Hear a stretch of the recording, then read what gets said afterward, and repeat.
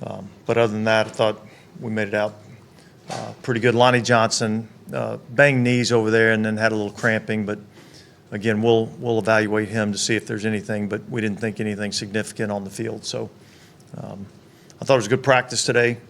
Again, a lot of situational work. We worked some short yardage. We worked some, move the ball, having to work substitutions, and also got down in the red zone and moved the ball a little bit. So it was good work.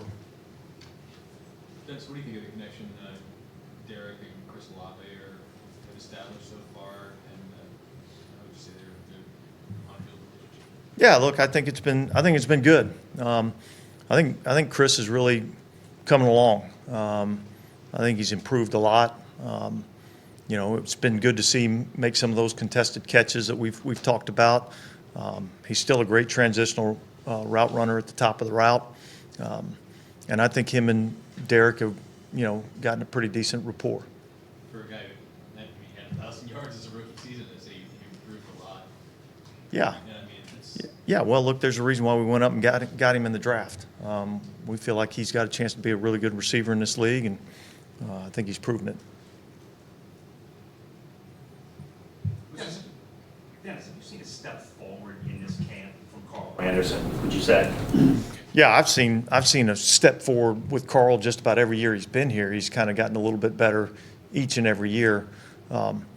He's playing the run really well right now. He's playing really physical. He's always had the ability to kind of rush the passer. That's kind of been something that has been a trait of his that we've liked, but he's really improved himself as a run player. And look, that's obviously a huge testament to him. I mean, here's a guy that he comes in here, he's like 237 pounds when he gets here, and now he's up to about 282 pounds, and he's worked extremely hard. Just every day he comes to work, does his job. And when you do that, you get better. And I think he's a guy that we're certainly going to be counting on this year. You said like 2 weeks ago that you wanted somebody to grab the other defensive end spot opposite of Cam Jordan. Do you feel better about that spot maybe than you did 2 weeks ago? Yeah, look, I feel good about that spot. I mean, I don't know that we're ready to make any decisions yet because I think Peyton Turner's played really well.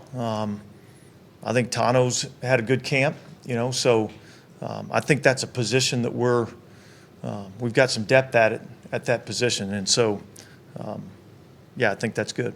What would just be your evaluation of Foskey so far? What's something you're looking to? Yeah, I'd say still a work in progress.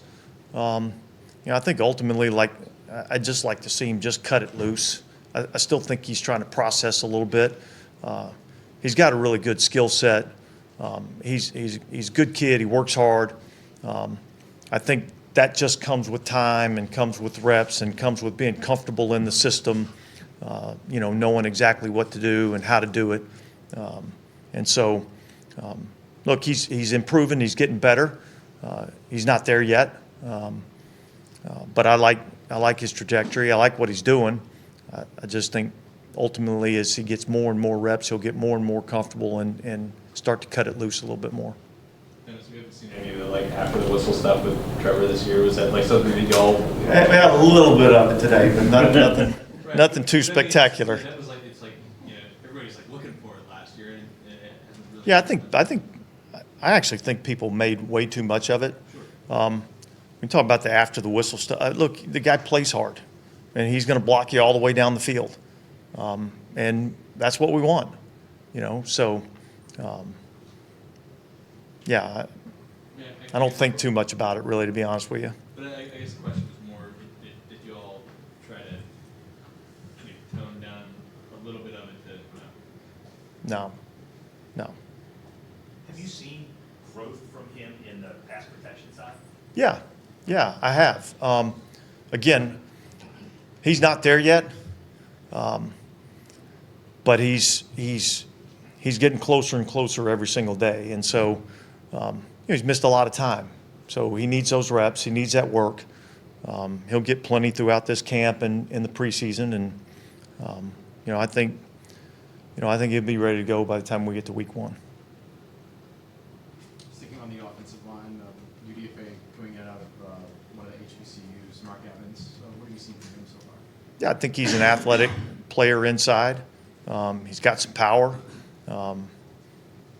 You know, he's working hard, and you know, I've seen some good things, and a lot, like with a lot of these rookies, whether they're, you know, undrafted free agents or their draft choices, you know, there's going to be some roller coaster. There's going to be some ups and some downs. But really what you're looking for is, the number one thing is you're looking for some of the flashes, which I've seen out of him, and now it's really just about getting more consistent. You've seen him kind of manage the adversity of not always succeeding. You know, like I imagine that's a big part of that growth for you. Yeah, I think it's that way for a lot of guys. You know, look, Nick Saldiveri is a kid we drafted out of Old Dominion, and you know, he's dealing with some of the same, you know, ups and downs, and yet you see some of the flashes, and you know, hopefully as we continue to get more reps and they get into some of these preseason games, you can start to see a little bit more consistency out of those guys. Dennis, you guys are going to be in the Dome tomorrow. Do you guys think we change anything in practice, or is there going to be an emphasis somewhere different, just being in the Dome? No, not really. I mean, I think part of it is just, you know, there's a new turf out there, so we're going to get a little bit of a feel for that.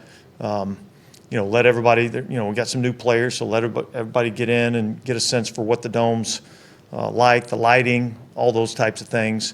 Still a lot of situational work tomorrow. Some of these guys that have never been here, probably get them over there and let them take a look at the locker room just so they know the lay of the land. And, you know, so when it comes Sunday, it won't be the first time they've ever been in there. Dennis, have you had to change maybe your coaches, all the experience you have? You look at Bird in Washington with Eric Bieniemy.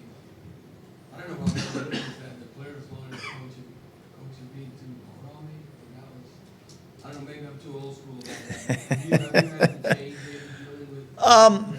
Look, I think you always evolve. I do think that the type of player that we get now is probably different than it was, Bobby, when you were playing back in the day. You know, I mean, the way we practice is different than it was back then. You know, so I think you're always looking to evolve, and ultimately, it really doesn't matter how you get the job done. It's really about, you know, how do you teach, and how do you demand your players to do what you want them to do. And there's a lot of different ways to get that. And ultimately, all of these players, at the end of the day, they just want to know that you can help them be better. And so there's a lot of different ways you can get to that. Did you talk to the other coach, like, ahead of the preseason game, just, hey, we're going to play our starters this much, like, align a little bit? Yeah, look, I don't know that happens as much anymore as it used to happen.